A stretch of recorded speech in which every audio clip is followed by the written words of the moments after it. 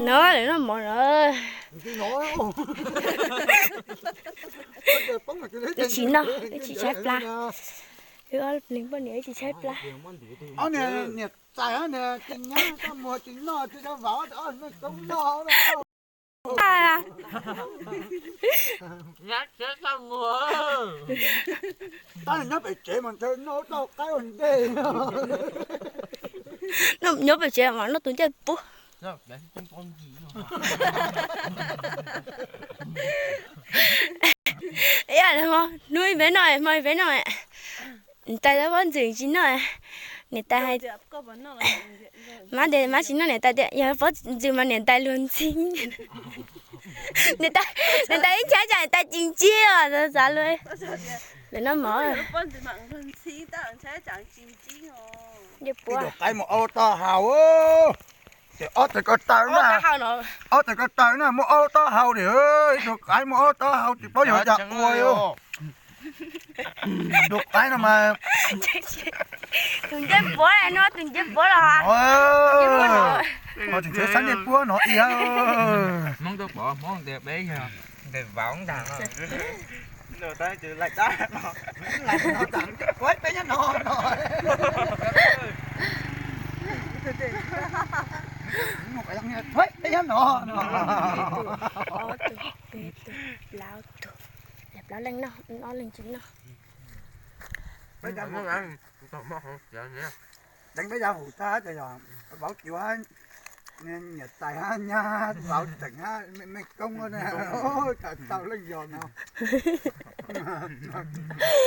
Chị chơi cả luôn. nó mất cái rồi họ gì mất cái rồi cái ô côn nó dùng thế cái nó rồi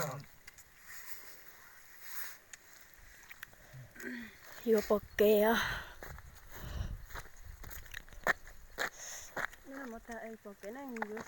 nó cả bếp tao là từ sáng đến ra còn trả thế nào Chính xác rồi. ở lần tôi tao cái ở tụi tôi là có cái muốn là con nhỏ con này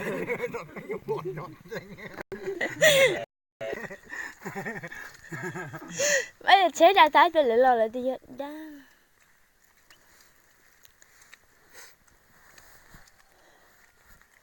Còn nó chỉ cho ăn cái là nằm bóng đồ của cô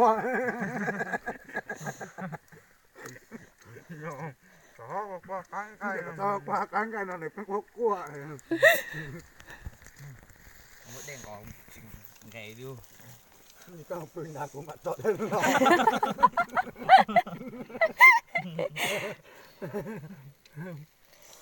Nó cứ một trời còn ra.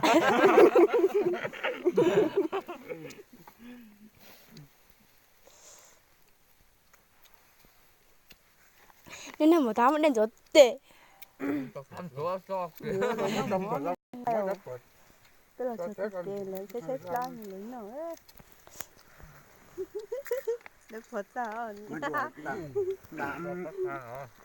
Đã hôm kia này ít là con cái ở đây cậu chít đấy mà. Có cái này ít tụi trâu đấy mà.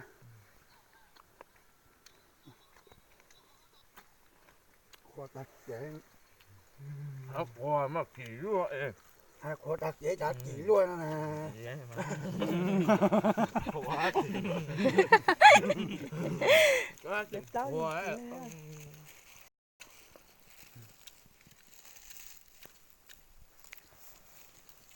Nó không sái mì à? Chỉ sái rồi trăm buổi chiều mà tua. Đi chỉ bé cái món. Kìa, đi chỉ trong chân.